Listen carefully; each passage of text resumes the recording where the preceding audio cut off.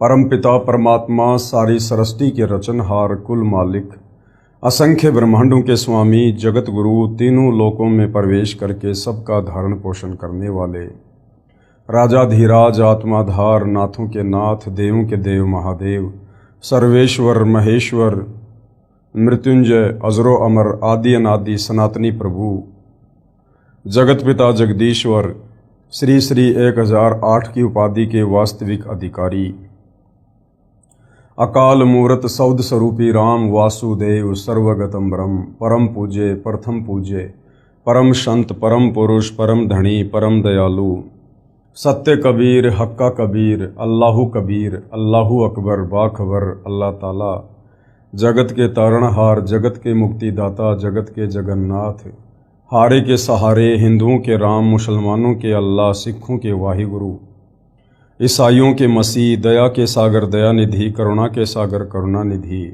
स्वयंभू परिभू संकट मोचन कष्ट हरण मंगल करण दुख भंजन अविगत कबीर निर्विकार निर्विषम परमात्मा अलय अलेख सतगुरु आदि अनादि सतगुरु असली मर्यादा पुरुषोत्तम असली राम असली कृष्ण असली घनश्याम असली मुरारी राजाओं के राजा महाराजाओं के महाराजा शहंशाहों के शहंशाह सम्राटों के सम्राट भगवानों के भगवान अल्लाहों के अल्लाह प्रभुओं के प्रभु मसीहाओं के मसीह सच्चे वाहिगुरु बाबाओं के बाबा पीरों के पीर सेठों के सेठ जगत सेठ सावलसा सेठ सर्वगुण संपन्न अनंत कोटि कलाओं के स्वामी अनंत कोटि ब्रह्मांडों के नायक योगियों में महायोगी ध्यानियों में महाध्यानी सिद्धों में परम सिद्ध ज्ञानियों में तत्व ज्ञानी ब्रह्म ज्ञानी महाज्ञानी परम ज्ञानी सर्वश्रेष्ठ ज्ञानी विज्ञानी युवा कबीर समर्थ कबीर असमवात अमित ओजा सच्चे रहनुमा करीम अल्लाह सुबहान अल्लाह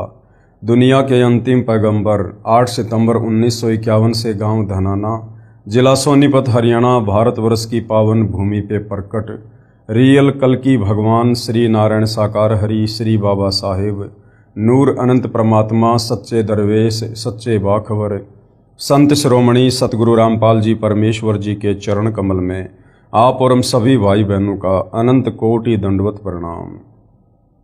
सत्साई भाई और बहनों, बहुत बड़ी दया बहुत बड़ी मेहर पूज्य गुरुदेव भगवान की परमेश्वर रामपाल जी की जिनके शुभ आशीर्वाद से विशेष आशीर्वाद से उनके सत्संगों का संग्रह पवित्र पुस्तक ज्ञान गंगा के ऊपर वीडियो बनाने की श्रृंखला जारी है। इसी श्रृंखला में आज हमारा ये 27वें नंबर का वीडियो है। प्रत्येक वीडियो में गुरुदेव भगवान के आशीर्वाद से हमें अध्यात्म के विषय में बहुत कुछ जानने और समझने को मिल रहा है और भक्ति करने में हमारी रुचि भी बढ़ रही है। भाई और बहनों, जब तक हम अपने पवित्र सदग्रंथों से धर्म ग्रंथों से परिचित नहीं होंगे कि हमारे धर्म के धर्म ग्रंथों में भक्ति और भगवान को लेकर अध्यात्म के विषय में क्या कुछ लिखा हुआ है, क्या कुछ संकेत है, तब तक हम भक्ति मार्ग पर दृढ़ होकर नहीं लग सकते हैं। हम कोई भी मर्यादा विशेष नहीं निभा सकते हैं और ना भक्ति करने में हमारी कोई विशेष रुचि बनेगी। तो भाई और बहनों, सदग्रंथों का अध्ययन करने से और सदग्रंथों के सार को समझने से हमें हकीकत का पता चलता है कि परमपिता परमेश्वर जी ने 184 योनियों के बाद हमें एक मनुष्य जन्म क्यों दिया है, और यदि इस मनुष्य जन्म को हम बिना शास्त्र अनुकूल सत भक्ति के गवा देंगे, बर्बाद कर देंगे, हम यूं ही बिना तत्वदर्शी संत की शरण के और इस मनुष्य जन्म को बर्बाद कर देंगे, तो परमेश्वर हमसे नाराज होंगे और फिर से हमें 184 योनियों में यातना सहन करने के लिए लंबे समय के लिए भेज देंगे। लेकिन भाई और बहनों, इन धर्म ग्रंथों को सदग्रंथों को समझना इतना आसान भी नहीं है, क्योंकि ये परमेश्वर के द्वारा बोले गए हैं और परमेश्वर की वाणी को परमेश्वर स्वयं ही आकर समझाते हैं, जीव के बस की बात नहीं है।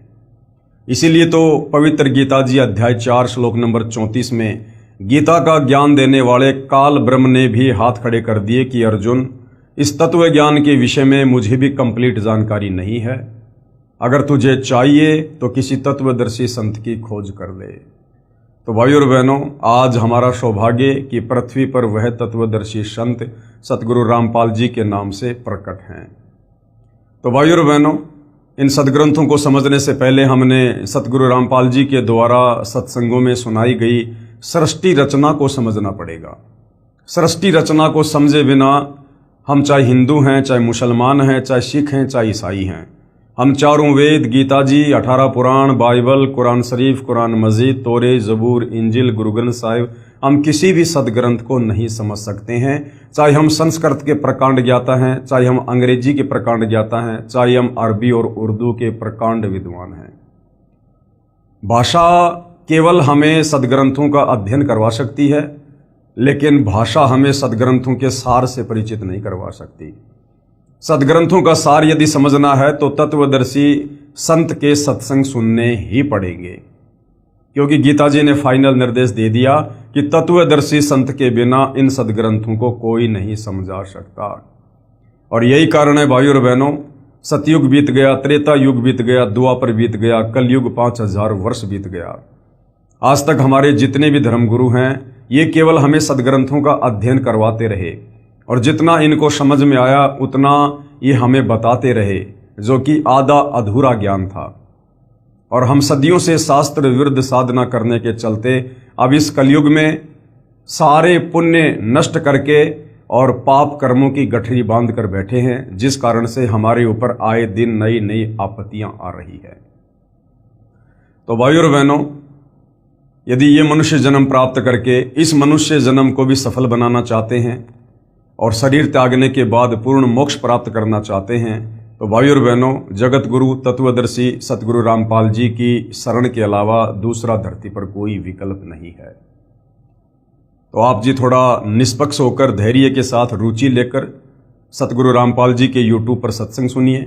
उनके द्वारा लिखित पुस्तकों को आप जी गूगल से डाउनलोड करके पढ़ सकते हैं। बाकी दूसरा अध्यात्म को समझने का कोई विकल्प नहीं है। तो इस पवित्र पुस्तक ज्ञान गंगा के ऊपर जो 26 वीडियो बन चुके हैं, आप जियों से प्रार्थना करूंगा आप जी प्रत्येक वीडियो को शुरुआत से अवश्य देखिए। और आज हमारा 27वें नंबर का वीडियो है। आज के वीडियो में हम जानेंगे कि गीता का सार क्या है। पिछले वीडियो में हमने गीता जी के सार के विषय में काफी कुछ जाना। सबसे पहले तो हमने ये जाना कि वास्तव में श्री मद भगवत गीता जी का ज्ञान किसने दिया। हम आज से पहले केवल यही समझ रहे थे कि श्री कृष्ण जी ने ज्ञान दिया। भाई और बहनों, श्री कृष्ण जी का तो केवल शरीर प्रयोग किया गया था। असल में ये जो 21 ब्रह्मांड का नकली भगवान है, ब्रह्म है, ज्योति निरंजन है, इसने श्री कृष्ण जी के शरीर में प्रेतवत प्रवेश करके और गीता जी का ज्ञान बोला। क्यों बोला? जब आप सृष्टि रचना पढ़ोगे तो पता चलेगा कि इसको प्रतिदिन पूर्ण ब्रह्म परमेश्वर कबीर साहिब जी के द्वारा 1 लाख मानव शरीरधारी आत्माओं के सूक्ष्म शरीर से निकली गंध खाने का श्राप लगा हुआ है। तो इसने आप और हमें यहाँ पर मरवाना ही मरवाना है, वो चाहे युद्ध के माध्यम से हो, चाहे बीमारी के माध्यम से हो, चाहे प्राकृतिक आपदाओं के माध्यम से हो। इसलिए इसने अपने भोजन के लिए श्री कृष्ण जी के शरीर में प्रेत की तरह प्रवेश करके गीता जी का ज्ञान बोला। अर्जुन को अपना विराट काल रूप दिखाकर डराया और जबरदस्ती अर्जुन से युद्ध करवाया। तो गीता जी का ज्ञान इस काल ने बोला है। और गीता जी का ज्ञान देते समय ये जो काल ब्रह्म है, ये अध्याय 7 श्लोक नंबर 12 से 15 में 3 गुणों की भक्ति करने के लिए मना करता है कि जो व्यक्ति तीनों गुणों की भक्ति करते हैं वो राक्षस स्वभाव को धारण किए हुए मनुष्यों में नीच दूषित कर्म करने वाले मूर्ख लोग हैं। तो भाइयों और बहनों, ये 3 गुण क्या हैं जिनकी भक्ति करने के लिए ये काल मना कर रहा है? वैसे तो मोटा मोटा आप सबको पता है कि ये 3 गुण ब्रह्मा विष्णु महेश हैं, जो इस काल के ही पुत्र हैं। और इन तीनों की भक्ति करने के लिए इनका पिता काल ब्रह्म मना कर रहा है। तो आप और हमें कैसे विश्वास हो? क्योंकि गीता जी अध्याय 7 श्लोक नंबर 12 से 15 में डायरेक्ट ब्रह्मा विष्णु महेश जी का नाम तो नहीं लिखा हुआ है, केवल 3 गुण लिखा हुआ है, त्रिगुण माया। तो भाइयों और बहनों, हिंदू धर्म के और बहुत सारे सदग्रंथ हैं जिनसे आज हम समझेंगे कि वास्तव में 3 गुण क्या हैं। क्या ब्रह्मा विष्णु महेश ही 3 गुण हैं? क्या यही 3 देवता हैं? क्या यही 3 गुण हैं? तो भाइयों और बहनों, अब हम चलते हैं पवित्र पुस्तक ज्ञान गंगा के अंदर जो कि परम पूज्य परमेश्वर सतगुरु रामपाल जी के सत्संगों का संग्रह है और भक्तों के द्वारा इसको लिखा गया है। तो ये है पवित्र पुस्तक ज्ञान गंगा, आप जियों के सामने है। आज हम समझेंगे तीनों गुण क्या हैं प्रमाण सहित। तीनों गुण, रजगुण ब्रह्मा जी हैं, सतगुण विष्णु जी हैं और तमगुण शिव जी हैं। ब्रह्म यानी काल, जो ब्रह्मा विष्णु महेश का पिता है, दुर्गा का पति है। ब्रह्म यानी काल तथा प्रकृति, प्रकृति दुर्गा को कहते हैं। ये तीनों देवता ब्रह्मा विष्णु महेश काल और प्रकृति यानी दुर्गा से उत्पन्न हुए हैं। यानी ब्रह्मा विष्णु महेश के माता पिता कौन हैं? ये काल और दुर्गा। तथा ये तीनों देवता नाशवान हैं। ब्रह्मा विष्णु महेश, इन तीनों का जन्म होता है और तीनों की समय आने पर मृत्यु होती है। ये अजरो अमर देवता नहीं है, ये मृत्युंजय नहीं है, ये पूजा के योग्य नहीं है। अब इसका प्रमाण देखना पड़ेगा भाइयों और बहनों, वरना हम विश्वास नहीं कर पाएंगे। तो हमारे ही पवित्र सदग्रंथों में इन सब का बाकायदा प्रमाण है। गीता प्रेस गोरखपुर से प्रकाशित श्री शिव महापुराण, जिसके संपादक हैं श्री हनुमान प्रसाद पोदार, इसके पेज नंबर 110 पर अध्याय 9 रुद्र संहिता। इस प्रकार क्या लिखा हुआ इसमें? इस प्रकार ब्रह्मा विष्णु तथा शिव तीनों देवताओं में गुण हैं, परंतु शिव कौन? ये काल ब्रह्म। देखो यहां पर तीन देवता आ गए, ब्रह्मा विष्णु शिव, एक शिव यहां आ गया और एक शिव और आ गया, परंतु शिव यानी काल ब्रह्म गुणातीत है। ये शिव कौन है? ये काल है। ये अपने तीनों पुत्रों का रूप धारण करके और ये अपना खेल खेलता है। ये अपने ओरिजिनल काल रूप में किसी को भी दर्शन नहीं देता है। ये आपने गीता जी में पढ़ लिया कि अर्जुन, मैंने तेरे ऊपर प्रसन्न होकर अपना ये विराट रूप दिखाया, काल रूप, अन्यथा किसी भी जप से तप से कोई भी मेरे इस रूप के दर्शन नहीं कर सकता। क्योंकि सृष्टि रचना में आपने पढ़ा कि इसको कबीर परमेश्वर की तरफ से एक श्राप लगा हुआ है, प्रतिदिन 1 लाख आत्माओं के आहार करने का। तो इसने ये प्रतिज्ञा कर रखी है कि मैं अपने ओरिजिनल काल रूप में किसी को दर्शन नहीं दूंगा, और अपने तीनों पुत्र ब्रह्मा विष्णु महेश के माध्यम से यहां पर आप और हमारी ये खेती करता है अपने भोजन के लिए। तो यहां पर ये कभी अपने पुत्र शिव के रूप में प्रकट हो जाता है, कभी ब्रह्मा के रूप में, कभी विष्णु के रूप में। इस प्रकार ब्रह्मा विष्णु तथा शिव तीनों देवताओं में गुण है, परंतु शिव ये चौथा, शिव यानी काल ब्रह्म, ये गुणातीत है, यानी ये इनसे अलग रहता है। दूसरा प्रमाण, अब हम चलते हैं दूसरे प्रमाण पर। दूसरा प्रमाण गीता प्रेस गोरखपुर से प्रकाशित श्री मद देवी भागवत पुराण, जिसके संपादक हैं श्री हनुमान प्रसाद पोदार, चिमन लाल गोस्वामी, तीसरा स्कंद अध्याय 5 पेज नंबर 123। अब यहां पर क्या लिखा हुआ है? भगवान विष्णु ने दुर्गा की स्तुति की, कहा कि मैं विष्णु ब्रह्मा तथा शंकर तुम्हारी कृपा से विद्यमान हैं। हमारा तो आविर्भाव यानी जन्म तथा तिरोभाव यानी मृत्यु होती है। विष्णु जी कह रहे हैं कि हे माता दुर्गा, हम तीनों देवता आप ही के आशीर्वाद से हैं और हम तीनों का तो जन्म और मृत्यु होती है। हम नित्य यानी अविनाशी नहीं हैं, तुम ही नित्य हो। क्योंकि ब्रह्मा विष्णु महेश को केवल इतना ही ज्ञान है, इनको भी तत्व ज्ञान नहीं है, कंप्लीट सृष्टि रचना का ज्ञान नहीं है, इसलिए ये दुर्गा से ऊपर और किसी को नहीं जानते, नहीं पहचानते। तुम ही नित्य हो यानी अविनाशी हो, जगत जननी हो यानी सारे संसार को रचने वाली तुम ही हो, प्रकृति और सनातनी देवी हो। भगवान शंकर ने कहा, उसके बाद में शंकर जी क्या कह रहे हैं दुर्गा जी को, यदि भगवान ब्रह्मा तथा भगवान विष्णु तुम्ही से उत्पन्न हुए हैं तो उनके बाद उत्पन्न होने वाला मैं तमोगुणी लीला करने वाला शंकर क्या तुम्हारी संतान नहीं हुआ? अर्थात मुझे भी उत्पन्न करने वाली तुम ही हो।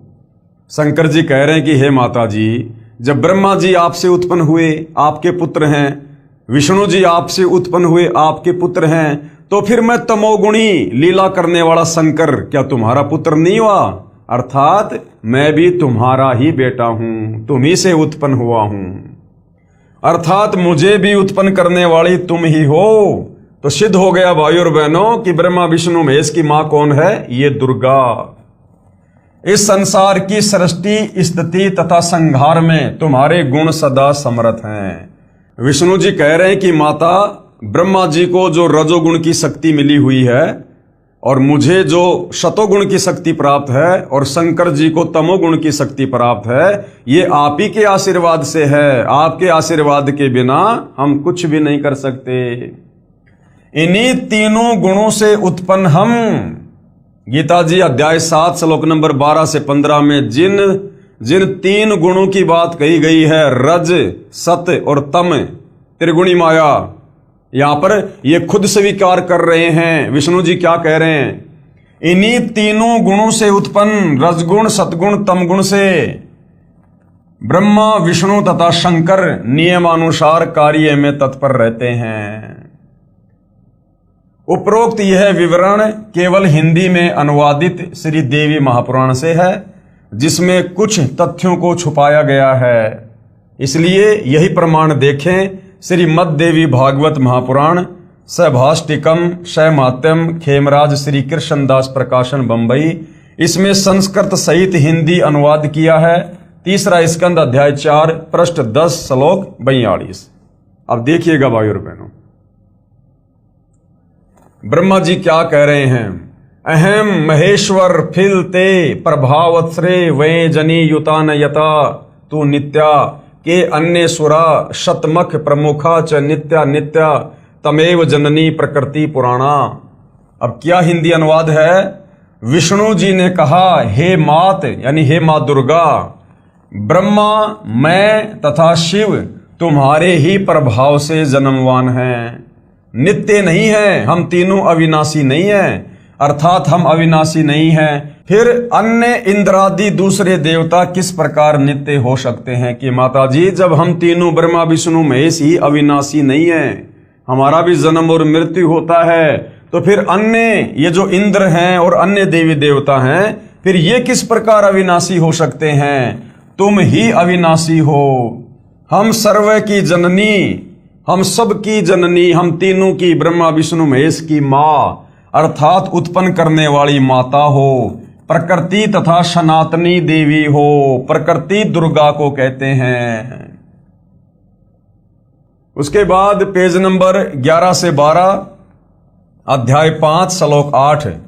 यदि दया द्रमना न सदा अंबिके कथ अहम विहित च तमोगुण कमल जय रजोगुण संभव सुविहित किमु शतोगुणो हरि। अनुवाद है, भगवान शंकर बोले, हे मात, यदि हमारे ऊपर आप दया युक्त हो तो मुझे तमोगुण क्यों बनाया? और कमल से उत्पन्न ब्रह्मा को रजोगुण किस लिए बनाया? तथा विष्णु को शतोगुण क्यों बनाया? अर्थात जीवों के जन्म मृत्यु रूपी दुष्कर्म में क्यों लगाया? भाइयों और बहनों, हमने ये समझना है कि गीता अध्याय 7 श्लोक नंबर 12 से 15 में गीता का ज्ञान दाता ये काल ब्रह्म जिन तीन गुणों की भक्ति करने के लिए मना कर रहा है, वो तीन गुण क्या हैं? तो यहां पर क्लियर हो रहा है कि तीन गुण हैं, रजगुण ब्रह्मा, शतगुण विष्णु, तमगुण शंकर। ये खुद यहां पर बयान कर रहे हैं कि कमल से उत्पन्न ब्रह्मा को रजोगुण किस लिए बनाया तथा विष्णु को शतोगुण क्यों बनाया, अर्थात जीवों के जन्म मृत्यु रूपी दुष्कर्म में क्यों लगाया। और शंकर जी कह रहे हैं कि आपने मुझे तमोगुण क्यों बनाया? तो तीनों देवता ही तीनों गुण हैं, ब्रह्मा विष्णु महेश एक एक गुण युक्त हैं। रजगुण ब्रह्मा, सतगुण विष्णु, तमगुण शंकर जी। उसके बाद श्लोक नंबर 12। रमे से स्वपति पुरुष सदा तव गति नहीं विदम वे शिव। उसके बाद ये क्या कह रहे हैं अपनी माता जी को? अपने पति पुरुष अर्थात काल भगवान के साथ सदा भोग विलास करती रहती हो, आपकी गति कोई नहीं जान सकता। अर्थात ये दुर्गा इस काल की पत्नी है, दुर्गा इस काल की पत्नी है। और ब्रह्मा विष्णु महेश की मां कौन ही? दुर्गा। ब्रह्मा विष्णु महेश का पिता कौन? ये काल। तो आज से पहले तो भाई और बहनों इसी बात के ऊपर पर्दा पड़ा हुआ था कि ब्रह्मा विष्णु महेश नाशवान है या फिर ये अविनाशी हैं। तो अब हमारे धार्मिक सदग्रंथ ये क्लियर कर रहे हैं कि ब्रह्मा विष्णु महेश ये तीनों देवता नाशवान है, इनका जन्म और मृत्यु होता है, ये अविनाशी नहीं है, नित्य नहीं है। और इनकी माँ ये प्रकृति अर्थात दुर्गा है और इनका पिता काल भगवान है। फिर तीसरे स्कंद में क्या लिखा है? तीसरा स्कंद पेज नंबर 14 अध्याय 5 श्लोक 43। एक मेवा द्वितीयम यत ब्रह्म वेदा वदंती व सा किम त्वम वाष्पेशो वा किम संदेह विनिवर्ते। अनुवाद, जो कि वेदों में अद्वितीय केवल एक पूर्ण ब्रह्म कहा है, क्या वह आप ही हैं या कोई और है? मेरी इस शंका का निवारण करें। ब्रह्मा जी की प्रार्थना पर देवी ने कहा। आपने सृष्टि रचना में सुना कि जब प्रथम बार समुद्र मंथन में इस काल के आदेश से दुर्गा ने ब्रह्मा जी को 4 वेद दिए। ब्रह्मा जी ने चारों वेदों को पढ़ा तो पता चला कि कोई ब्रह्म है, वो साकार है, तेजोमय शरीर है, नर आकार है। तो ब्रह्मा ने फिर अपनी माता दुर्गा से पूछा कि माता, ये ब्रह्म कौन है? वेदों में तो लिखा कि कोई ब्रह्म है, और मैं आपसे पूछा करता था कि मेरा पिता कौन है, तो आप कह दिया करती थी कि मैं तेरा पिता हूं, मैं तेरी मां हूं। लेकिन वेदों में तो ब्रह्म कोई और है। तब दुर्गा ने हकीकत बतानी पड़ी कि बेटा ब्रह्म है, लेकिन वो तुझे दर्शन नहीं देगा।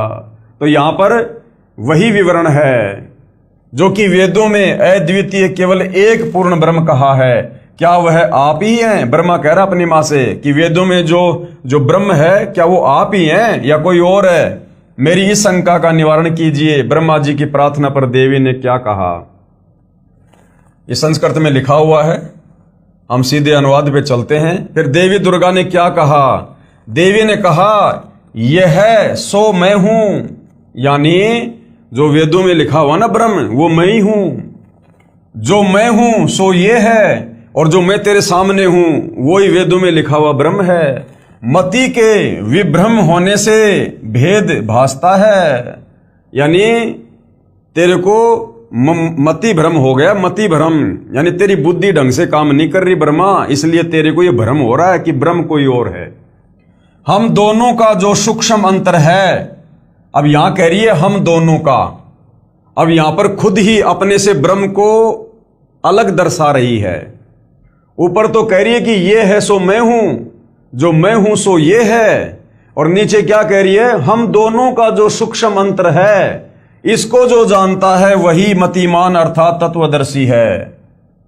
नीचे खुद ही साबित कर रही है कि हां मैं अलग हूं और ब्रह्म अलग है, और कह रही है कि हम दोनों का जो सूक्ष्म अंतर है, यानी मुझे दुर्गा को और ब्रह्म यानी काल को जो दो अलग अलग साबित कर देगा, समझना वही तत्वदर्शी संत है। तो भाई और बहनों, ये अद्भुत कार्य इन धार्मिक सदग्रंथों का निचोड़ निकालकर इस धरती पर वर्तमान में केवल सतगुरु रामपाल जी ने किया है। सतगुरु रामपाल जी के सत्संग करने से पहले इस पृथ्वी पर किसी को दुर्गा के पति का भी नाम नहीं पता था। सब दुर्गा को माता कहते थे, माता दुर्गा माता, दुर्गा माता। सिंदूर लगाती है, 16 श्रृंगार करती है, लेकिन आज तक हमारा कोई भी धर्मगुरु ये नहीं बता पाया कि दुर्गा का पति कौन है। अगर हम उसको मां कह रहे हैं तो उसका पति भी तो होगा। वो अपनी मांग में सिंदूर भर रही है, कुंवारी लड़की तो सिंदूर नहीं भरती। तो भाई और बहनों, ये सारा का सारा खजाना हमारे धर्म ग्रंथों में था, लेकिन तत्व ज्ञान के अभाव में ये हमारे नादान धर्म गुरु हमें निष्कर्ष निकाल कर नहीं दे पाए। तो ऊपर तो कह रही है, ब्रह्मा जी को झूठ बोल रही है कि यह है सो मैं हूं, जो मैं हूं सो यह है। मति के विभ्रम होने से भेद भासता है। हम दोनों का जो सूक्ष्म अंतर है, यानी मेरा और काल के बीच में जो रिश्ता है, इसको जो जानता है वही मतिमान अर्थात तत्वदर्शी है। वह संसार से पृथक होकर मुक्त होता है, इसमें संदेह नहीं है। जो इस रहस्य को जान लेता है कि ये दुर्गा कौन है और काल कौन है और इनका आपस में क्या संबंध है, कहते हैं वो भगत फिर यहां से अपनी मुक्ति करवा लेता है, क्योंकि वो तत्वदर्शी संत की शरण में है। तत्वदर्शी संत की शरण में आए बिना इस भेद को पृथ्वी पर कोई नहीं जान सकता। उसके बाद ये संस्कृत है, आप जी पढ़ सकते हैं इस पवित्र पुस्तक से। हम सीधा इसके अनुवाद पे चलते हैं। संकट उपस्थिति होने पर सुमरण से ही मैं तुमको दर्शन दूंगी। दुर्गा ने कहा कि बेटा ब्रह्मा, यदि कभी तेरे ऊपर कोई संकट आ जाए तो मेरा सुमरण कर लेना, मैं उपस्थित हो जाऊंगी, तेरी मदद करूंगी। परमात्मा सनातन देव की शक्ति रूप से मेरा सदा सुमरण करना, दोनों के सुमरण से अवश्य कार्य सिद्धि होगी। ब्रह्मा जी बोले, इस प्रकार संस्कार कर शक्ति देकर हमको विदा किया। विष्णु के निमित्त महालक्ष्मी, शिव के निमित्त महाकाली और हमको महासरस्वती देकर विदा किया। और दूसरी बार जब समुद्र मंथन होता है तो उसमें ये दुर्गा अपने ही 3 रूप बनाकर समुद्र में छुप जाती है। और उसके बाद में सावित्री रूप में तो ब्रह्मा जी से शादी कर लेती है, और लक्ष्मी रूप में विष्णु जी से, और पार्वती रूप में शंकर जी से। क्या क्या कहा जा रहा है? ब्रह्मा जी बोले, इस प्रकार संस्कार कर शक्ति देकर हमको विदा किया। विष्णु के निमित्त महालक्ष्मी और शिव के निमित्त यानी शिव के साथ महाकाली, और हमको यानी ब्रह्मा जी कह रहा कि मुझे महासरस्वती देकर विदा किया। इन तीनों की शादी कर दी गई समुद्र मंथन पर। अनुवाद, मेरा शरीर सूत्र रूप कहा जाता है, परमात्मा ब्रह्म का स्थूल शरीर कहता है।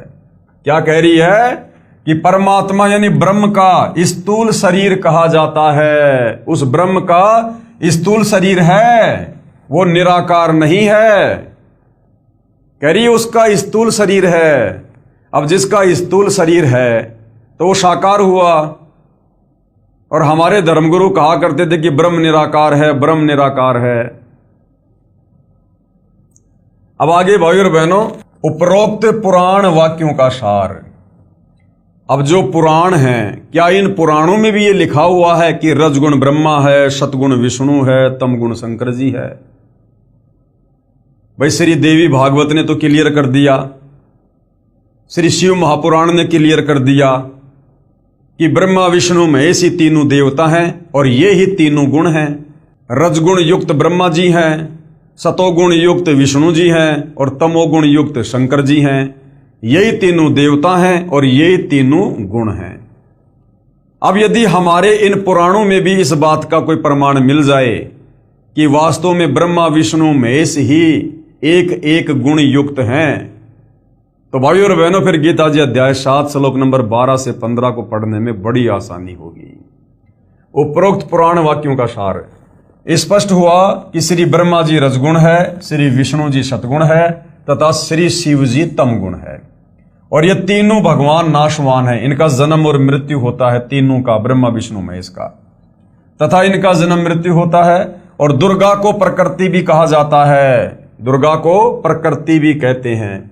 और दुर्गा का पति ब्रह्म यानी क्षर पुरुष ये काल है, और ये उसके साथ में पति पत्नी व्यवहार यानी रमण विलास करती रहती है। दुर्गा तथा ब्रह्म दोनों स्थूल शरीर में यानी आकार में हैं, निराकार नहीं हैं।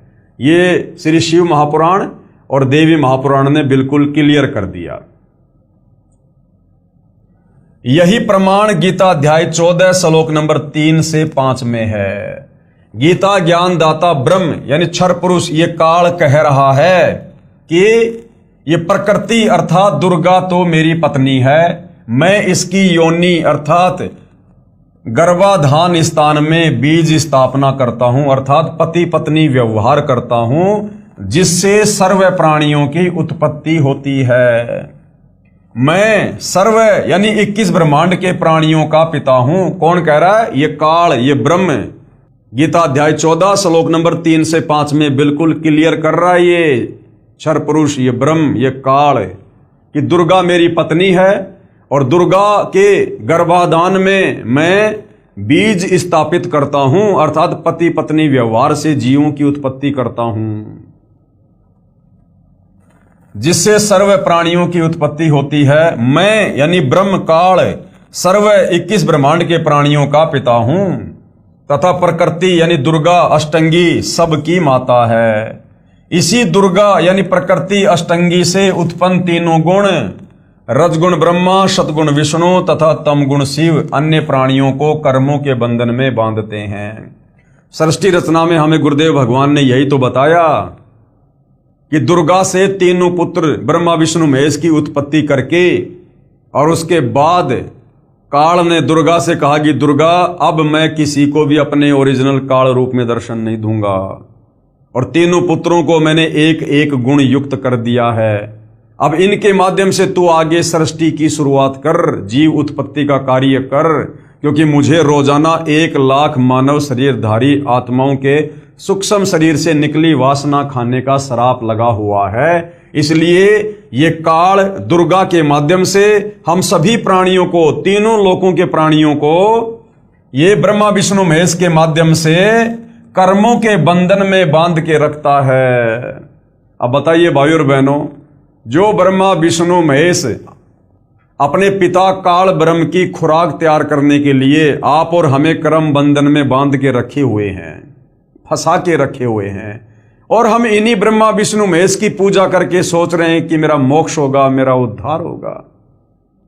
कसाई बकरे और बकरियां ला रहा है काटने के लिए, और वो बकरे और बकरियां उस कसाई को अपना मालिक समझकर उसको प्यार से चाट रहे हैं। तो भैया बताओ फिर कैसे बात बनेगी?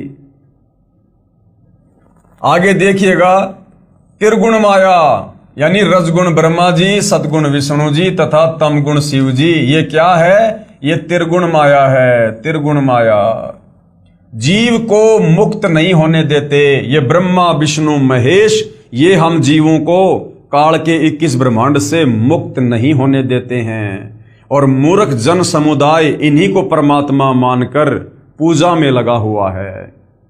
इसलिए गीता 7 अध्याय 12 से 15 में इस काल ने इन तीनों देवताओं रजगुण ब्रह्मा, सतगुण विष्णु, तमगुण शंकर जी की भक्ति करने वालों को 4 गालियां दी हैं। त्रिगुण माया यानी 3 गुण, रजगुण सतगुण तमगुण। रजगुण कौन है? ब्रह्मा जी। सतगुण कौन है? विष्णु जी। और तमगुण कौन है? शंकर जी। जीव को मुक्त नहीं होने देते। पवित्र गीता जी के अध्याय 7 श्लोक नंबर 1 व 2 में ब्रह्म कह रहा है, ये काल कह रहा है कि अर्जुन, अब तुझे वह ज्ञान सुनाऊंगा जिसके जानने के बाद और कुछ जानना बाकी नहीं रह जाता। गीता अध्याय 7 श्लोक 12। गीता ज्ञानदाता ये ब्रह्म, ये काल कह रहा है कि तीनों गुणों से जो कुछ हो रहा है, अब समझ में आ गया होगा तीनों गुण कौन है?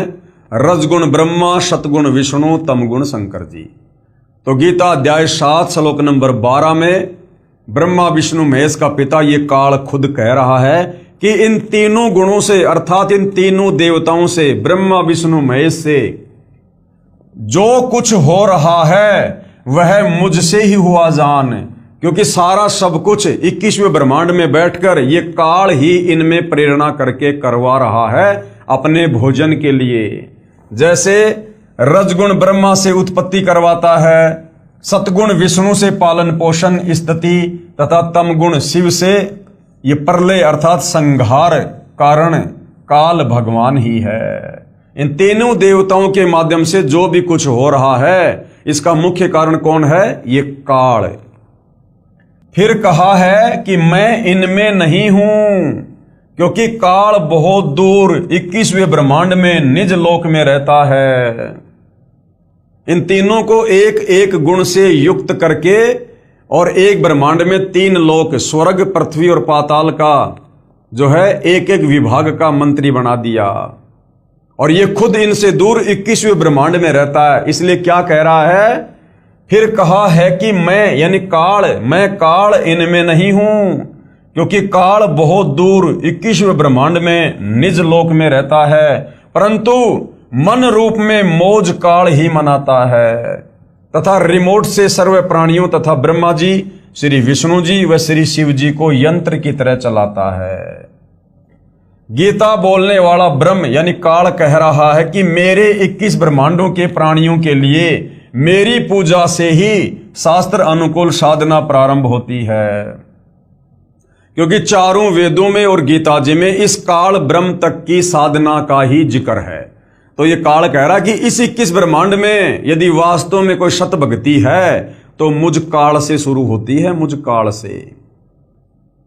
और इस काल की भक्ति की लास्ट उपलब्धि क्या है? ब्रह्मलोक। और ब्रह्मलोक में जाने के बाद, थोड़े बहुत सुख भोगने के बाद, फिर ये प्राणी वहां पर अपने पुण्यों को नष्ट करके पाप आधार से फिर नरक में भी जाता है। लक 84 योनि में गधा कुत्ता शोर भी बनता है और फिर जन्म और मरण के चक्कर में रहता है। अर्थात 21 ब्रह्मांड में काल की ओम नाम की साधना से श्रेष्ठ भक्ति और कोई नहीं है। ये ब्रह्मा विष्णु महेश की भक्ति ये काल खुद रिजेक्ट कर रहा है। क्या कह रहा है? गीता बोलने वाला ब्रह्म कह रहा है कि मेरे 21 ब्रह्मांडों के प्राणियों के लिए मेरी पूजा से ही शास्त्र अनुकूल साधना शुरू होती है, जो वेदों में वर्णित है। मेरे अंतर्गत जितने भी प्राणी हैं उनकी बुद्धि मेरे हाथ में है। मैं केवल 21 ब्रह्मांडों में ही मालिक हूं। इसलिए गीता अध्याय 7 श्लोक नंबर 12 से 15 तक जो भी तीनों गुणों से, रजगुण ब्रह्मा से यानी जीवों की उत्पत्ति, सतगुण विष्णु जी से स्थिति तथा तम गुण शिव जी से संहार, जो कुछ भी हो रहा है उसका मुख्य कारण मैं ब्रह्म काल ही हूं। यानी करते हुए ये ब्रह्मा विष्णु महेश दिखाई दे रहे हैं, लेकिन असल में ये मेरे रिमोट से ही चल रहे हैं। ये 3 गुण इनको मैंने ही दिए हैं। तो ये कह रहा है कि जो भी मुख्य कारण है वो मैं हूं, काल। और ये ऐसा क्यों करता है? हमने सृष्टि रचना में पढ़ा, क्योंकि काल को 1 लाख मानव शरीरधारी प्राणियों के शरीर को मारकर मैल को खाने का शाप लगा हुआ है। यानी ये सूक्ष्म शरीर से निकली वासना को तपतशिला पर भून भून के खाता है। जो साधक यानी जो भगत मेरी यानी ब्रह्म की, काल की साधना ना करके और त्रिगुणमयी माया यानी रजगुण ब्रह्मा जी, सतगुण विष्णु जी और तमगुण शिव जी की ही भक्ति करके थोड़े बहुत लाभ प्राप्त करते हैं, जिससे ज्यादा कष्ट उठाते रहते हैं। साथ में संकेत किया है कि इनसे ज्यादा लाभ मैं काल ब्रह्म दे सकता हूं। ये कह रहा कि ब्रह्मा विष्णु महेश की भक्ति साधना से तो मुझ काल की साधना लाख गुना उत्तम है। इनकी साधना करके तो तुम केवल थोड़े बहुत क्षणिक लाभ प्राप्त कर सकते हो, लेकिन मुझ काल ब्रह्म की ओम नाम की साधना, जो गीता अध्याय 8 श्लोक नंबर 13 में है कि ओम इति एक अक्षर ब्रह्म व्यवहारण माम अनुस्मरण ये परियाति तजन देहम सयाति प्रमाम गतम, कि ब्रह्मा विष्णु महेश की भक्ति साधना से मुझ काल ब्रह्म की भक्ति साधना सर्वश्रेष्ठ है, जिससे तुम थोड़े बहुत ज्यादा ब्रह्मलोक में लाभ उठा सकते हो। परंतु ये मूर्ख साधक, काल क्या कह रहा है? परंतु ये मूर्ख भगत तत्व ज्ञान के अभाव से इन्हीं तीनों गुण, रजगुण ब्रह्मा जी, सतगुण विष्णु जी, तमगुण शिव जी तक की साधना करते रहते हैं। लेकिन ये मूर्ख जन समुदाय तत्व ज्ञान के अभाव में और इन्हीं तीनों देवताओं को भगवान मानकर इन्हीं की पूजा करते रहते हैं। इनकी बुद्धि इन्हीं तीनों भगवानों तक सीमित है। इसलिए ये राक्षस स्वभाव को धारण किए हुए मनुष्यों में नीच, शास्त्र विरुद्ध साधना रूपी दुष्कर्म करने वाले मूर्ख मुझे यानी काल ब्रह्म को भी नहीं भजते। यही प्रमाण गीता अध्याय 16 श्लोक नंबर 4 से 20 व 23-24 तक, अध्याय 17 श्लोक 2 से 14 तथा 19 व 20 में भी है। यानी ये ब्रह्मा विष्णु महेश का पिता काल ब्रह्म इन तीनों देवताओं ब्रह्मा विष्णु महेश की भक्ति ना करने की सलाह दे रहा है। विचार करें भाई और बहनों, ब्रह्मा विष्णु महेश की भक्ति करने वाले कौन कौन हुए हैं और कैसा उनका स्वभाव था। रावण ने भगवान शिव को मृत्युंजय, अजरो अमर, सर्वेश्वर मानकर भक्ति की, क्योंकि तत्व ज्ञान रावण को भी नहीं था। 10 बार शीश काटकर समर्पित कर दिया शंकर जी के चरणों में, जिसके बदले में युद्ध के समय 10 शीश रावण को प्राप्त हुए, परंतु मुक्ति नहीं हुई, क्योंकि मुक्ति तो ब्रह्मा विष्णु महेश की नहीं है, तो इनकी भक्ति से इनके भक्तों को कैसे मिलेगी। और राक्षस कहलाया, तमोगुणी शंकर का भगत रावण क्या कहलाया फिर? राक्षस। इसलिए गीता अध्याय 7 श्लोक नंबर 12 से 15 में काल कह रहा है कि जो इन्हीं तीनों गुणों की भक्ति पर लगे रहते हैं वो राक्षस स्वभाव को धारण किए हुए मनुष्यों में नीच दूषित कर्म करने वाले मूर्ख मुझ काल की भक्ति भी नहीं करते। ये दोष रावण के गुरुदेव का है, जिस नादान नीम हकीम गुरु ने वेदों को ठीक से ना समझकर अपनी सोच से और तमोगुण युक्त भगवान शंकर को ही पूर्ण परमात्मा बताया तथा भोली आत्मा रावण ने झूठे गुरुदेव पर विश्वास करके जीवन व अपने कुल का नाश किया। दूसरा उदाहरण, इन तीनों गुणों की भक्ति क्यों नहीं करनी चाहिए ब्रह्मा विष्णु महेश की। एक भस्मागिरी नाम का भगत था, जिसने शिवजी तमोगुण को ही इष्ट मानकर यानी भगवान मानकर शीर्षासन क्या होता है, ऊपर को पैर नीचे को शीश करके 12 साल तक साधना की। भगवान शिव को वचनबद्ध करके भस्म कंडा ले लिया, भगवान शिव जी को ही मारने लगा। उद्देश्य क्या था कि भस्म कंडा प्राप्त करके भगवान शिव जी को मारकर पार्वती जी को पत्नी बनाऊंगा। इसको कहते हैं राक्षस स्वभाव को धारण किए हुए मनुष्यों में नीच। ये भस्मागिरी तमोगुणी शंकर को अपना भगवान मानकर उसकी भक्ति कर रहा है, उसके घर के आगे 12 साल तक ऊपर को पैर नीचे को सिर करके भक्ति कर रहा है। और मन में क्या दोष था कि शंकर जी के पास में एक वो कड़ा था, उस कड़े की क्या विशेषता थी, वो कड़ा हाथ में लेकर जिसके सर के ऊपर रखकर कह दो भस्म, वो तुरंत राख हो जाता था। तो भस्मागिरी ने सोचा कि भगवान शंकर को प्रसन्न करके ये भस्म कंडा ले लूं, उसके बाद सबसे पहले शंकर जी को खत्म करूंगा और शंकर जी की जो पत्नी है पार्वती उससे शादी करूंगा। अब बताइए, इसको कहते हैं राक्षस स्वभाव धारण किया हुआ मनुष्यों में नीच। यानी ब्रह्मा विष्णु महेश की भक्ति करने वालों को सद्बुद्धि नहीं आ सकती। उद्देश्य यह था कि भस्म कंडा प्राप्त करके भगवान शिव जी को मारकर पार्वती जी को पत्नी बनाऊंगा। भगवान शिव जी डर के मारे भाग गए। फिर श्री विष्णु जी ने उस भस्मासुर को गंडस्त नाच नचाकर उसी भस्म कंडे से भस्म किया और वो विष्णु जी का रूप बनाकर उस समय भाई और बहनों कबीर परमात्मा जी स्वयं आए थे। वह शिव जी तमोगुण का साधक राक्षस कहलाया और आगे चलकर वो भस्मागिरी भस्मा राक्षस कहलाया। उसके बाद हिरण्यकशिपु ने भगवान ब्रह्मा जी रजोगुण की साधना की तथा राक्षस कहलाया, अपने बेटे भगत प्रहलाद का दुश्मन हो गया और भगवान ने नरसिंह रूप धारण करके उसकी छाती फाड़नी पड़ी अपने भगत की। अर्थात तीनों गुणों की भक्ति करने वाले साधकों की ये दशा है भाई और बहनों। तो सोचो, वर्तमान में हम जो भक्ति कर रहे थे या दुनिया तत्व ज्ञान के अभाव में ब्रह्मा विष्णु महेश को परमात्मा मानकर भक्ति कर रही है, तो उनके साथ क्या होगा। एक समय आज सन 2006 से लगभग 335 साल पहले हरिद्वार में हर की पैड़ियों पर शास्त्र विधि रहित साधना करने वालों के कुंभ पर्व की परबी का संयोग हुआ। यानी तीनों गुणों के उपासक ब्रह्मा विष्णु महेश के भगत हरिद्वार में हर की पैड़ियों पर कुंभ के मेले में गए नहाने के लिए। वहां पर सभी ये त्रिगुण उपासक यानी ब्रह्मा विष्णु महेश के उपासक, रजगुण ब्रह्मा सतगुण विष्णु तमगुण शंकर के भगत, ये महात्मा जन स्नानार्थ यानी नहाने के लिए पहुंचे। गिरी पुरी नाथ नागा आदि भगवान श्री शिव जी तमोगुण के उपासक तथा वैष्णव भगवान श्री विष्णु जी सतोगुण के उपासक। प्रथम स्नान करने के कारण नागा तथा वैष्णव साधुओं में घोर युद्ध हो गया। श्री शंकर जी और श्री विष्णु जी के भक्तों में आपस में युद्ध हो गया कि पहले हम नहाएंगे प्रथम स्नान को लेकर। और क्या हुआ फिर, लगभग 25,000 त्रिगुण उपासक यानी ब्रह्मा विष्णु महेश के वो उपासक आपस में लड़ के मृत्यु को प्राप्त हुए, काट दिया एक दूसरे को। अब बताओ, जो व्यक्ति जरा सी बात पर नरसंहार कत्ले आम कर देता है, क्या वो साधु है? वो साधु है या फिर राक्षस? स्वयं विचार करो।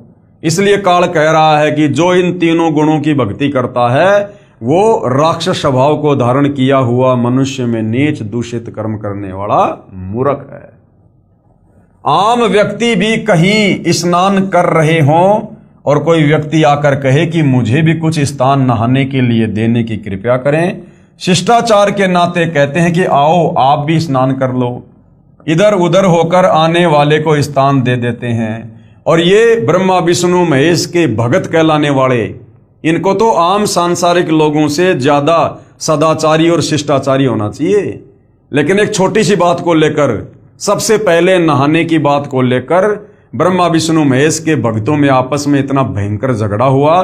25,000 ये साधु संत महात्मा आपस में कट कट के मर गए लड़ाई झगड़ा करके। तो ये प्रतिफल है ब्रह्मा विष्णु महेश की भक्ति का। इसलिए पवित्र गीता जी अध्याय 7 श्लोक 12 से 15 में कहा है कि जिनका मेरी त्रिगुणमयी माया यानी रजगुण ब्रह्मा जी, सतगुण विष्णु जी और तमगुण शिव जी की पूजा के द्वारा ज्ञान हरा जा चुका है, वे केवल मान बढ़ाई के भूखे राक्षस स्वभाव को धारण किए हुए मनुष्यों में नीच अर्थात आम व्यक्ति से भी नीचे गिरे हुए स्वभाव वाले और दुष्कर्म करने वाले मूर्ख मेरी भक्ति भी नहीं करते। काल कह रहा है कि मेरी भक्ति भी नहीं करते, कह रहा है कि ब्रह्मा विष्णु महेश से अच्छा तो मेरी भक्ति कर लो, थोड़े बहुत लाभ तो ठीक ठाक मिल जाएंगे। गीता जी अध्याय 7 श्लोक नंबर 16 से 18 तक पवित्र गीता जी के बोलने वाला ब्रह्म प्रभु कह रहा है कि मेरी भक्ति यानी ब्रह्म साधना भी 4 प्रकार के भगत करते हैं। कौन? एक तो अर्थार्थी। अर्थार्थी कौन होता है? जो धन लाभ चाहने वाले हैं, जो वेदों के अनुसार भक्ति करते हैं। मकसद क्या होता है? धन प्राप्ति। जो वेद मंत्रों से ही जंत्र मंत्र हवन आदि करते रहते हैं। दूसरा है आरत। आरत कौन होता है? जो संकट निवारण के लिए वेदों के मंत्रों का जंत्र मंत्र हवन आदि करते रहते हैं। तीसरा है जिज्ञासु भगत। जिज्ञासु कौन होता है? जो परमात्मा के ज्ञान को जानने की इच्छा रखने वाले, केवल ज्ञान संग्रह करके फिर खुद ही गुरु बन जाते हैं, वक्ता बन जाते हैं तथा दूसरों में ज्ञान श्रेष्ठता के आधार पर उत्तम बनकर, ज्ञानवान बनकर अभिमानवश भक्तिहीन हो जाते हैं। और चौथा है ज्ञानी। ज्ञानी कौन? वे भगत जिनको ये ज्ञान हो गया कि मानव शरीर बार बार नहीं मिलता, इससे भगवान की साधना नहीं बन पाई तो जीवन व्यर्थ हो जाएगा। फिर वेदों को पढ़ा, जिनसे ज्ञान हुआ कि ब्रह्मा विष्णु शिव तीनों गुणों व ब्रह्म क्षर पुरुष तथा परब्रह्म अक्षर पुरुष से ऊपर पूर्ण ब्रह्म की ही भक्ति करनी चाहिए, अन्य देवताओं की नहीं। उन ज्ञानी अच्छी आत्माओं को मैं अच्छा लगता हूं तथा मुझे वे इसलिए अच्छे लगते हैं कि वे तीनों गुणों रजगुण ब्रह्मा, सतगुण विष्णु तथा तमगुण शिव जी से ऊपर उठकर मेरी ब्रह्म साधना तो करने लगे, कम से कम ओम नाम का जाप तो करने लगे वेदों से निकाल कर, जो अन्य देवताओं से अच्छी है। परंतु वेदों में जो ओम नाम है, जो केवल इस ब्रह्म साधना का मंत्र है, इस काल का ही मंत्र है, उसी को वेद पढ़ने वाले विद्वानों ने अपने आप ही विचार विमर्श करके पूर्ण ब्रह्म का मंत्र जानकर वर्षों तक साधना करते रहे। प्रभु प्राप्ति हुई नहीं, अन्य सिद्धियां प्राप्त हो गई। ओम मंत्र से और तप करने से सिद्धियां आ जाती हैं, क्योंकि पवित्र गीता अध्याय 4 श्लोक 34 तथा पवित्र यजुर्वेद अध्याय 40 मंत्र 10 में वर्णित तत्वदर्शी संत नहीं मिला। भाई तत्वदर्शी संत बताएगा कंप्लीट भक्ति विधि, इस काल की भी वास्तविक भक्ति विधि क्या है, अक्षर पुरुष की भक्ति विधि क्या है और परम अक्षर ब्रह्म कबीर देव का वास्तविक मंत्र क्या है। तो इन ज्ञानी आत्माओं को तत्वदर्शी संत मिला नहीं, जो पूर्ण ब्रह्म की साधना 3 मंत्र से बताता है। इसलिए ज्ञानी भी इस ब्रह्म काल की भक्ति करके जन्म मृत्यु के चक्कर में ही रह गए। इसलिए गीता अध्याय 7 श्लोक नंबर 18 में कह रहा है कि मेरी साधना भी, मेरी भक्ति भी अनुतमाम अर्थात घटिया है, अश्रेष्ठ है। अब कौन था इस काल की भक्ति करने वाले? अब भाइयों और बहनों, इस काल ब्रह्म की ओम नाम की साधना करने वाले कौन कौन साधक हुए हैं और क्या उनको उपलब्धि हुई? एक ज्ञानी अच्छी आत्मा महर्षि चुनक जी ने वेदों को पढ़ा तथा एक पूर्ण प्रभु की भक्ति का मंत्र ओम जानकर इसी नाम के जाप से वर्षों तक साधना की। एक मानधाता चक्रवर्ती राजा था। चक्रवर्ती राजा उसे कहते हैं जिसका पूरी पृथ्वी पर शासन हो। उसने अपने अंतर्गत राजाओं को युद्ध के लिए ललकारा, एक घोड़े के गले में चिट्ठी बांधकर सारे राज्य में घुमाया, शर्त यह थी कि जिसने राजा मानधाता की गुलामी अर्थात अधीनता स्वीकार ना हो उसे युद्ध करना पड़ेगा। वह इस घोड़े को पकड़कर बांध ले। किसी ने घोड़ा नहीं पकड़ा। महर्षि चुनक जो इस बात का पता चला कि राजा बहुत अभिमानी हो गया है, कहा कि मैं इस राजा के युद्ध को स्वीकार करता हूं। और युद्ध शुरू हो गया। मानधाता राजा के पास 72 करोड़ सेना थी। उसके 4 भाग करके एक भाग 18 करोड़ सेना से महर्षि चुनक पर आक्रमण कर दिया। दूसरी ओर महर्षि चुनक जी ने अपनी साधना की कमाई से यानी ओम नाम की कमाई से 4 बम बना लिए तथा राजा की चारों भाग सेना का विनाश कर दिया। यानी 72 करोड़ सेना को चुनक ऋषि ने समाप्त कर दिया। अब बताओ भाइयों और बहनों, इस काल की साधना से जीव को सद्बुद्धि नहीं आ सकती। अब महर्षि चुनक जी घर से निकले थे परमात्मा प्राप्ति के लिए, भक्ति साधना करने के लिए, और वो अपना कार्य कर रहे थे। उधर से राजा मानधाता ने अपना घोड़ा छोड़ दिया। अब महर्षि चुनक को चाहिए था कि भाई राजा लोग अपना काम करेंगे और मैं भगत हूं, मैं अपना काम करूंगा। बीच में टांग नहीं अड़ानी चाहिए थी, लेकिन बीच में ये टांग जबरदस्ती इस काल ने चुनक ऋषि में प्रेरणा करके अड़वा दी। क्योंकि जब तक हम तत्वदर्शी संत की शरण में नहीं होंगे तब तक हम इस काल के अधीन रहते हैं। हमारी बुद्धि का रिमोट, चाहे ब्रह्मा विष्णु महेश है, चाहे कोई बहुत बड़ा कोई सिद्ध है, चाहे महात्मा है, उन सब की बुद्धि का रिमोट इस काल बलि के हाथ में होता है। जब चाहे जिसकी बुद्धि ऑन कर दे, जब चाहे जिसकी बुद्धि ऑफ कर दे।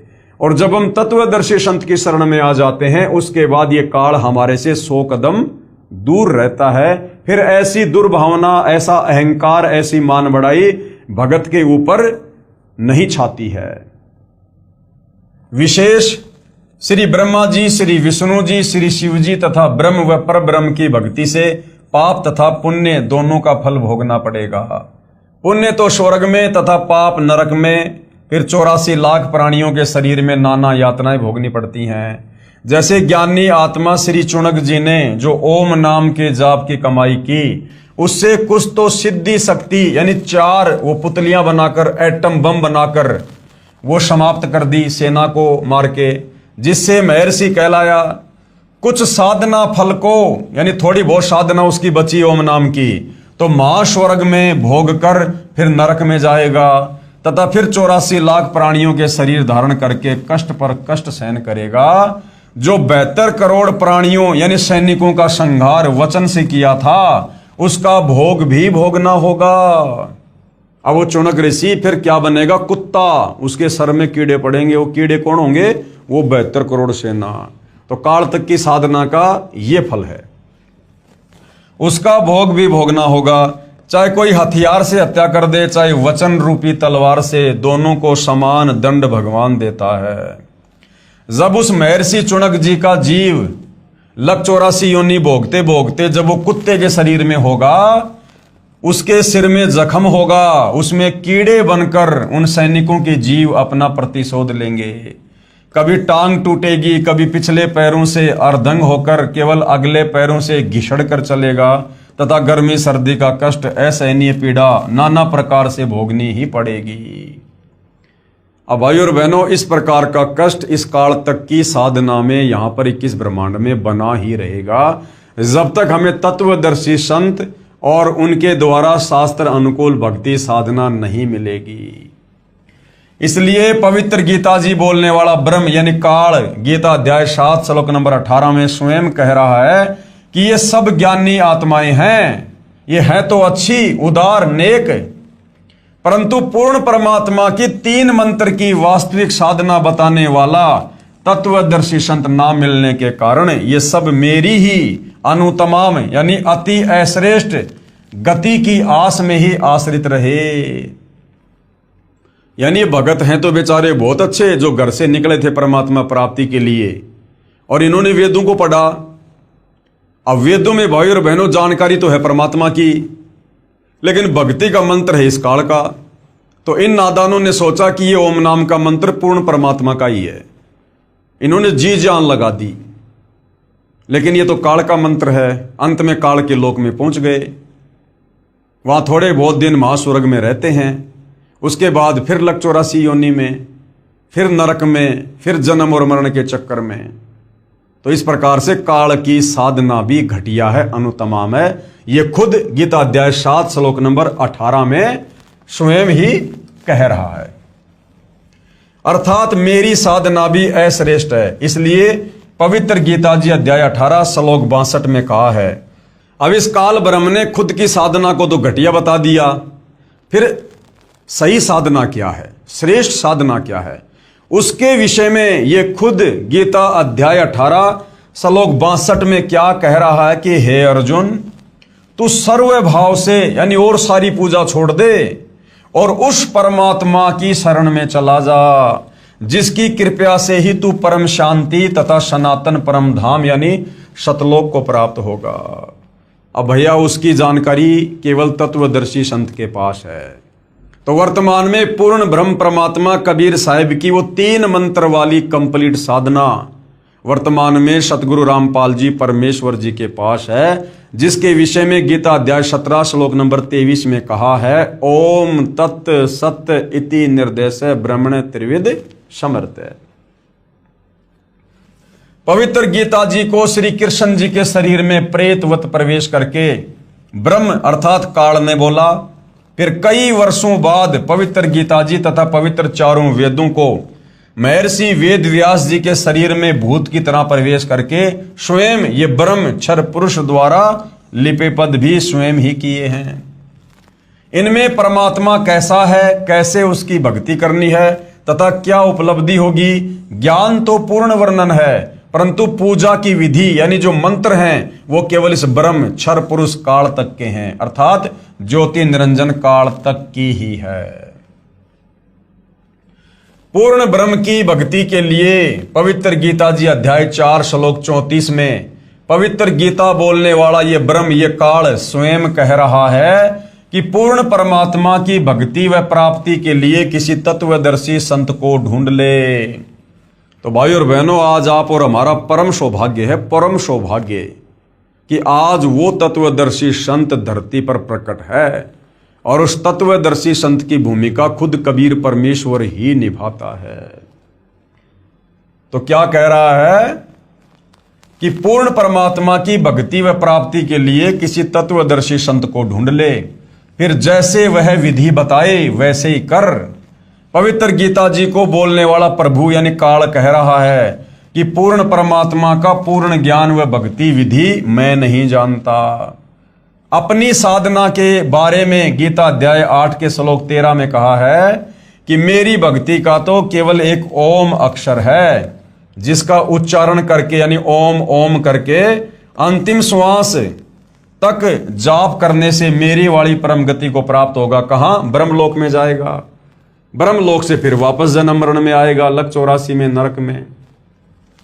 फिर गीता अध्याय 7 श्लोक 18 में कहा है कि जिन प्रभु चाहने वाली आत्माओं को तत्वदर्शी संत नहीं मिला तो पूर्ण ब्रह्म की साधना जानता हो, जो पूर्ण ब्रह्म की साधना जानता हो, इसलिए वे उदार आत्माएं मेरे वाली अनुतमाम यानी घटिया अति अनुतम परम गति में ही आश्रित हैं। यानी तत्वदर्शी संत के अभाव में वो अच्छी आत्माएं जो वेदों से ओम नाम को निकाल कर जाप कर रही हैं, वो तत्वदर्शी संत की शरण के अभाव में मेरी ही घटिया साधना कर रही हैं, परमात्मा की साधना जानकर।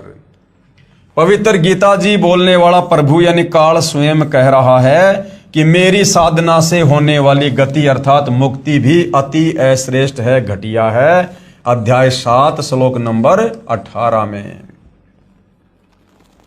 इसके बाद भाई और बहनों, अन्य देवताओं रजगुण ब्रह्मा जी, सतगुण विष्णु जी, तमगुण शिव जी की पूजा अनजान ही करते हैं। यानी जिनको तत्व ज्ञान नहीं है, आध्यात्मिक ज्ञान नहीं है, वो नादान लोग ही ब्रह्मा विष्णु महेश यानी तीनों गुणों की भक्ति करते हैं। अध्याय 7 के श्लोक 20 में कहा है कि जिसका संबंध अध्याय 7 के श्लोक 15 से लगातार है। श्लोक 15 में कहा है कि त्रिगुणमयी माया जो रजगुण ब्रह्मा जी, सतगुण विष्णु जी, तमगुण शिव जी की पूजा तक सीमित है तथा इन्हीं से प्राप्त क्षणिक सुख के द्वारा जिनका ज्ञान हरा जा चुका है, ऐसे असुर स्वभाव को धारण किए हुए नीच व्यक्ति, दुष्कर्म करने वाले मूर्ख मुझे भी नहीं बसते। कौन कह रहा है? ये काल। फिर गीता अध्याय 7 के श्लोक 20 में उन भोगों की कामना के कारण जिनका ज्ञान हरा जा चुका है, वे अपने स्वभाववश प्रेरित होकर अज्ञान अंधकार वाले नियम के आश्रित अन्य देवताओं को पूजते हैं। अध्याय 7 के श्लोक 21 में कहा है कि जो जो भगत जिस जिस देवता के स्वरूप को श्रद्धा से पूजना चाहता है, उस भगत की श्रद्धा को मैं उसी देवता के प्रति स्थिर करता हूं। अध्याय 7 के श्लोक नंबर 22 में यह काल कह रहा है कि वह जिस श्रद्धा से युक्त होकर जिस देवता का पूजन करता है, क्योंकि उस देवता से मेरे द्वारा ही विधान किए हुए कुछ इच्छित भोगों को प्राप्त करते हैं। जैसे मुख्यमंत्री कहे कि नीचे के अधिकारी मेरे ही नौकर हैं, मैंने उनको कुछ अधिकार दे रखे हैं जो उनके यानी अधिकारियों के ही आश्रित है, वह लाभ भी मेरे द्वारा ही दिया जाता है, परंतु पूर्ण लाभ वो अधिकारी नहीं दे सकते। अध्याय 7 के श्लोक 23 में वर्णन है कि परंतु उन मंद बुद्धि वालों का वह फल नाशवान होता है। देवताओं को पूजने वाले देवताओं को प्राप्त होते हैं, यानी देवताओं के लोक में चले जाएंगे, वहां पर थोड़े बहुत समय के लिए कोई गण बन जाएंगे, उनके नौकर बन जाएंगे। मद भगत मतावलंबी, जो वेदों में वर्णित भक्ति विधि अनुसार भक्ति करने वाले भगत भी मुझको प्राप्त होते हैं, यानी ओम नाम की साधना करने वाले मुझ काल को प्राप्त होते हैं, अर्थात काल के जाल से कोई बाहर नहीं निकलता। यानी भाइयों और बहनों, ये काल कह रहा है कि जो व्यक्ति मेरी भक्ति ना करके और इन अन्य देवी देवताओं की भक्ति पर लगे हुए हैं, उन मूर्खों को ये नहीं पता कि उन देवी देवताओं की भक्ति करने के चलते जो थोड़े बहुत सुख यानी लाभ उनको प्राप्त होते हैं, जैसे थोड़े बहुत समय के लिए स्वर्ग में चला गया, फिर नरक में, छोटे मोटे काम यहां पर हो गए सिद्ध, तो ये काल कह रहा कि वो लाभ भी मेरी शक्ति से ही उन भक्तों को मिल रहे हैं। जिस प्रकार गांव का सरपंच है और गांव का सरपंच गांव वालों को कुछ अच्छे कार्य करके कोई धर्मशाला बनवा दे, कोई रोड बनवा दे, कोई नाली को पक्की करवा दे, कोई ट्यूबवेल लगा दे, वो गांव वालों को थोड़े बहुत कुछ लाभ दे रहा है, लेकिन वो सरपंच वो लाभ नहीं दे सकता जो लाभ मुख्यमंत्री दे सकता है। और गांव वाले केवल सरपंच के पीछे लग रहे हैं और किसी को जानते नहीं, मानते नहीं कि सरपंच ही हमारा मुख्यमंत्री है, हमारा सब कुछ है। तो फिर मुख्यमंत्री कहे कि उन नादान, उन मूर्ख गांव वालों को यह पता ही नहीं है कि उस सरपंच से ज्यादा लाभ तो यदि वो डायरेक्ट मेरे से संपर्क करें तो मैं दे सकता हूं, अन्यथा सरपंच से जो लाभ प्राप्त हो रहा है वो भी मेरे द्वारा, मेरे सिस्टम से ही हो रहा है, उस सरपंच कुछ भी देने में सक्षम नहीं है। तो इसी प्रकार ये काल कह रहा है कि इस तत्व ज्ञान को अच्छे से ना समझकर और जो मेरी भी भक्ति नहीं करते हैं और केवल ये ब्रह्मा विष्णु महेश से नीचे देवी देवताओं की भक्ति में लगे रहते हैं, तो देवी देवताओं की भक्ति से वो सुख, वो लाभ नहीं हो सकता जो मुझ काल ब्रह्म की ओम नाम की साधना से मिल सकता है। और वो देवी देवताओं की साधना से थोड़े बहुत जो लाभ मिल रहे हैं, ये काल कह रहा कि वो भी मेरे आशीर्वाद से मिल रहे हैं, वो भी मैंने ही विधान बना रखा है। कहने का मतलब है, अगर किसी को 21 ब्रह्मांड में ही रहना है, इस काल के लोक में ही रहना है, और यदि गधा कुत्ता सुअर भी बनना है, नरक में भी जाना है, जन्म मरण के चक्कर में भी रहना है, और रहना 21 ब्रह्मांड में ही है, तो काल कह रहा कि नादानो फिर क्यों ना मेरी ओम नाम की साधना करो। बार बार तो नरक में नहीं जाओगे, बार बार तो तपस्या पे नहीं जाओगे, काफी लंबे समय तक मेरी ओम नाम की साधना से मैं तुम्हें ब्रह्मलोक में रखूंगा, मां स्वर्ग में रखूंगा, लेकिन अंत में जाना फिर पड़ेगा तुम्हारे को जन्म मरण में, लक 84 में, नरक में। विशेष अध्याय 7 के श्लोक 20 से 23 में कहा है कि वे जो भी साधना किसी भी पितर की, भूत की, देवी देवताओं आदि की पूजा स्वभाववश करते हैं, जैसे हम श्राद्ध निकालते हैं तो श्राद्ध निकालना ये भूतों की पूजा है। मैं ब्रह्म काल ही उन मंद बुद्धि लोगों, भक्तों को उसी देवता के प्रति आसक्त करता हूं।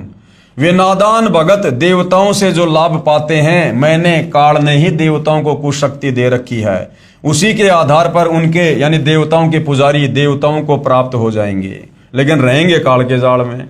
परंतु उन मंद बुद्धि भक्तों की वह पूजा 84 लाख योनियों में शीघ्र ले जाने वाली है। यानी ज्यादा समय तक वो स्वर्ग में नहीं रह सकते। देवी देवताओं की पूजा करने वाले स्वर्ग में अपना पुण्य भोग के फिर तुरंत लक 84 में चले जाएंगे। तथा जो मुझे यानी काल को भजते हैं वे तपतशिला पर फिर मेरे महास्वर्ग ब्रह्मलोक में चले जाएंगे और उसके बाद जन्म मरण में ही सदा रहेंगे। मोक्ष प्राप्त नहीं होगा। 21 ब्रह्मांड से बाहर नहीं निकल सकते काल की ओम नाम की साधना करते करते। भावार्थ है कि देवी देवताओं व ब्रह्मा विष्णु शिव तथा माता से भगवान ब्रह्म की साधना अधिक लाभदायक है। यानी ब्रह्मा विष्णु महेश दुर्गा और नीचे के देवी देवताओं से इस काल की ओम नाम की भक्ति अच्छी है। यानी लंबे समय तक महास्वर्ग में रहोगे, ब्रह्मलोक में रहोगे, लेकिन आना फिर पड़ेगा। भले ही महास्वर्ग में गए भगत का स्वर्ग समय 1 महाकल्प तक भी हो सकता है, परंतु महास्वर्ग में शुभ कर्मों का सुख भोग कर फिर नरक तथा अन्य प्राणियों के शरीर में कष्ट बना रहेगा। पूर्ण मोक्ष नहीं, अर्थात कालजाल से मुक्ति नहीं।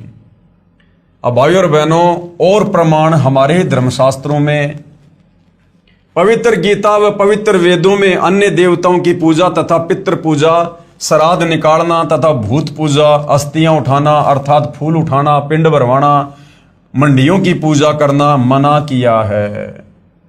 पवित्र चारों वेदों अनुसार साधना का परिणाम केवल स्वर्ग महास्वर्ग प्राप्ति, मुक्ति नहीं। यानी चारों वेदों के अनुसार हम जो साधना करेंगे, चारों वेदों में जानकारी तो है कबीर परमेश्वर की, पूर्ण ब्रह्म की, लेकिन भक्ति का मंत्र केवल ओम है और ये ओम है इस काल का। तो काल के ही जाल में रहेंगे चारों वेदों और गीता जी के अनुसार भक्ति करते करते, जब तक हमें तत्वदर्शी संत नहीं मिलेगा और जब तक तत्वदर्शी संत हमें वो कंप्लीट 3 मंत्र का जाप जो पूर्ण ब्रह्म परमेश्वर कबीर साहिब का है, जब तक वो नहीं देगा, हम काल के 21 ब्रह्मांड से बाहर निकलकर मुक्त नहीं हो सकते। तो पवित्र चारों वेदों अनुसार भक्ति का परिणाम क्या है? केवल स्वर्ग में चले जाओगे, महास्वर्ग में चले जाओगे, लेकिन मोक्ष नहीं होगा। फिर जन्म मरण में, फिर लक 84 में गधा कुत्ता सुअर, फिर नरक में, फिर तपतशिला पर। पवित्र गीता अध्याय 9 श्लोक 20 और 21 में कहा है कि जो मनोकामना सकाम सिद्धि के लिए मेरी पूजा तीनों वेदों में वर्णित साधना शास्त्र अनुकूल करते हैं, अर्थात ओम नाम का जो जाप करते हैं, वे अपने कर्मों के आधार पर महास्वर्ग में आनंद मनाकर फिर क्या होगा? फिर जन्म मरण में आ जाते हैं। अर्थात यज्ञ चाहे शास्त्र अनुकूल भी हो, उनका एकमात्र लाभ सांसारिक भोग, स्वर्ग और फिर नरक व 84 लाख योनियां ही हैं। जब तक तीनों मंत्र ओम तत् सत्य जो कि सांकेतिक हैं, तत्वदर्शी संति बताएगा, गीता अध्याय 17 श्लोक नंबर 23 में लिखे हुए हैं। जब तक तीनों मंत्र ओम तथा तत्व सत्य सांकेतिक हैं, पूर्ण संत से यानी तत्वदर्शी संत से प्राप्त नहीं होते। अध्याय 9 के श्लोक 22 में कहा है कि जो निष्काम भाव से मेरी शास्त्र अनुकूल पूजा करते हैं, उनकी पूजा की साधना की रक्षा मैं स्वयं करता हूं, लेकिन मुक्ति नहीं मिलती जब तक तत्वदर्शी संत नहीं मिलेगा। तो भाई और बहनों, आज के वीडियो में हमें यह भली भांति समझ में आ गया है कि जिसको 21 ब्रह्मांड में रहना है, जिसको मोक्ष नहीं चाहिए, वो भैया वेदों के अनुसार, गीता जी के अनुसार इस काल के ओम मंत्र की साधना करो जी लगा के। फिर कहां जाओगे? इसके ब्रह्मलोक में जाओगे, महास्वर्ग में जाओगे, वहां लंबे समय तक रहोगे, 1 महाकल्प तक रहोगे, हजारों युगों तक रहोगे, सर्व भोग भोगोगे, बकवाद करोगे, वैश्यावर्ती करोगे। उसके बाद जब हमारी ओम नाम की कमाई खत्म हो जाएगी, जब हमारा रिचार्ज खत्म हो जाएगा, ये काल हमें वहां से नीचे उठा के पटक देगा। जैसे यहां से हमारी मृत्यु हो जाती है, ऐसे वहां मृत्यु हो जाएगी। फिर कहां जाएगा वो? जितने समय उसने वो महास्वर्ग भोगा है, उतना ही समय फिर वो नरक भी भोगेगा, लक 84 योनि में भी जाएगा, ये है इस काल की वेदों में वर्णित ओम नाम की साधना का फल। और जिसको पूर्ण मोक्ष चाहिए, 21 ब्रह्मांड से जिसको पार होना है सदा सदा के लिए, जिसको परम सुख चाहिए, वो भैया गीता जी अध्याय 4 श्लोक नंबर 34 में वर्णित तत्वदर्शी संत की शरण में आकर उसके बताए अनुसार साधना करेगा, जिसका यहां से पूर्णतया छुटकारा होगा। और ये काल कह रहा है कि मेरे जो 3 बेटे हैं ब्रह्मा विष्णु महेश, जिनको त्रिगुणी मयी माया का नाम दिया गया है, जो एक एक गुण युक्त हैं, रजगुण ब्रह्मा, सतगुण विष्णु, तमगुण शंकर। तो ये काल जो इनका पिता है ब्रह्म, ये खुद गीता अध्याय 7 श्लोक 12 से 15 में कह रहा है कि जो इन तीनों गुणों की भक्ति करते हैं ब्रह्मा विष्णु महेश की, वो राक्षस स्वभाव को धारण किए हुए, यानी राक्षस जैसा उनका स्वभाव होता है, कुछ भी उल्टा सीधा कर सकते हैं, कोई नियम मर्यादा नहीं है। मनुष्यों में नीच दूषित कर्म करने वाले, शराब वो पीते, मांस वो खाते, जुआ वो खेलते, चोरी वो करते, गंदी नजर वो रखते। और मूर्ख इसलिए कहा कि उनको तत्व ज्ञान नहीं है। तत्व ज्ञान के बिना ये लोग ब्रह्मा विष्णु महेश की भक्ति कर रहे हैं। तो ब्रह्मा विष्णु महेश की भक्ति करने वालों को पवित्र गीता जी अध्याय 7 श्लोक 12 से 15 में ब्रह्मा विष्णु महेश का पिता खुद 4 गालियां दे रहा है, 4 गालियां। तो भाई और बहनों, ये पवित्र शास्त्र सब कुछ समझा रहे हैं, इनमें सब कुछ लिखा हुआ है। बस तत्व ज्ञान के अभाव में हमारे नादान धर्म गुरु, जो केवल संस्कृत भाषा के ज्ञाता थे, लेकिन तत्व ज्ञान के अभाव से इन धर्मशास्त्रों का निष्कर्ष निकालकर हमें नहीं बता पाए और हमें शास्त्र अनुकूल साधना से दूर रखा, जिस कारण से हमारे पूर्वज आज वो प्रेत योनि में हैं, भूत योनि में हैं, और आज उनकी तृप्ति के लिए आप और हमारे से श्राद्ध निकलवाए जा रहे हैं, उनके लिए भोजन बनवाया जा रहा है।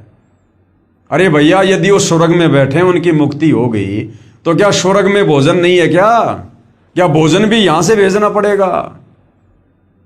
और साल में 16 दिन श्राद्ध निकाल के क्या उनकी 365 दिन की भूख समाप्त हो जाएगी क्या? ये भी हमारे को मूर्ख बना रखा है।